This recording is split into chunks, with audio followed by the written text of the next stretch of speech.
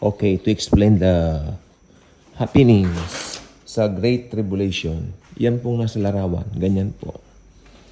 Bibihira po tayo nakakaranas ng ganyan ngayon, di ba? Pero sa Great Tribulation po, very common po yan. Kaya wag niyo sasabihin na taatakan na ngayon na yung Great Tribulation. I saw someone preaching, sabi niya, Great Tribulation na raw ngayon. Tapos sabi pa niya, ano kung Great Tribulation na? Kasama naman natin si Lord, ganun. Hindi nila alam ang binabanggit nila, ang kanilang sinasabi. Okay, at sabi ko, talagang marami pa rin nalilito. Ako rin, kung hindi po tayo nag-aral, ganyan din po tayo, tiyak. Nung ako'y bagong born again, ako aminin ko rin po, nung born again ko lang, binabasa ko ang Bible as a whole book. I try to read it as a book, no? Na from start to finish, ganon. Actually, I did it twice. Nabasa ko ang Biblia ng buo. Pero ganun pa man, even though I read the whole Bible using the NLT Salin translation, hindi ko pa rin alam yung rightly dividing during that time. Pero sabi ko nga, ang Biblia po, hindi yung kung nabasa mo na ng cover to cover. Because I talked to someone na nabasa ko yan ng cover to cover.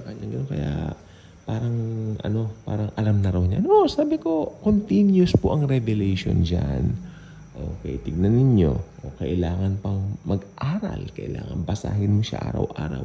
Depende, ang Bible, let me explain this. Ang Bible, pag aaralin mo siya, maganda, talagang gagamit ka ng hermeneutics, mga ganyan, yung mga rightly dividing the scripture na kung paano ito gagawin, no? Pero kung babasahin mo naman ang Bible as a Christian, yung sa Christian, yung parang devotion mo sa araw-araw, yun, minsan po nagkakalituhan diyan sapagkat sometimes, alam nyo, uso po, nagkaroon kami ng GC na yung mga devotion namin, talagang pipicturean pa namin yung Bible namin. Tapos, patakaran kasi doon yun dati. Dati yun pipicturean yung Bible namin along with the notebook na nakasulat doon yung mismong devotion. At yun, madalas ko nakikita, may nagdi-devotion ng Deuteronomy, may nagdi-devotion ng... Yung Psalms, okay po yung Psalms at saka Isaiah, kasi yung Isaiah prophecy book po yan para kay Jesus. At yung Psalm, mga isinulat yun ni Haring David tungkol kay Jesus. Yung iba doon, futuristic pa lang po. Okay po yun. Pero yung mga Deuteronomy, Exodus, medyo tagilid po tayo dyan.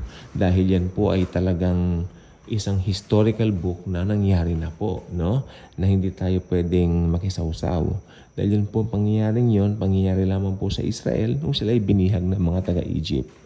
Okay, so mabalik po tayo sa topic natin. So, naglalagay kami ng devotion namin, ganun-ganon. At makikita po natin dito na hindi pa talaga alam yung rightly dividing the scripture. Karamihan. Okay, so yan po ibig ko pong sabihin.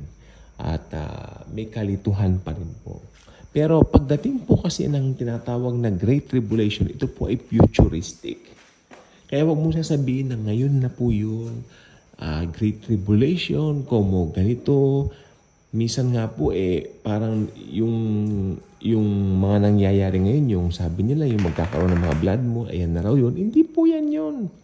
Wala pong Great Tribulation ngayon. Hindi pa ngayon yun. Kung may Great Tribulation na ngayon, nasaan yung Antichrist? Nasaan ang false prophet?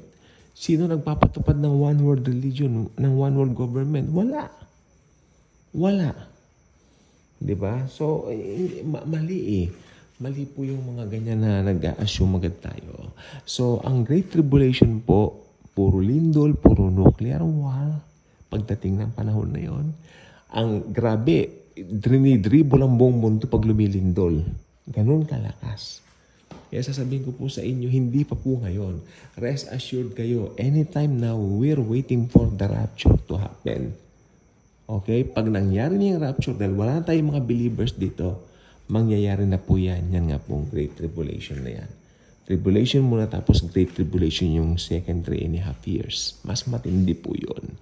Puot ng Diyos na yun. Na talagang ibinuhos na dito sa mundo. At yun na po yung hudyat ng pagbabalik ng Panginoong Jesucristo sa dulo nito para pukusain si Antikristo at yung false prophet at dalhin na sila sa Gehenna.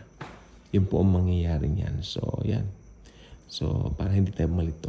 Bye-bye.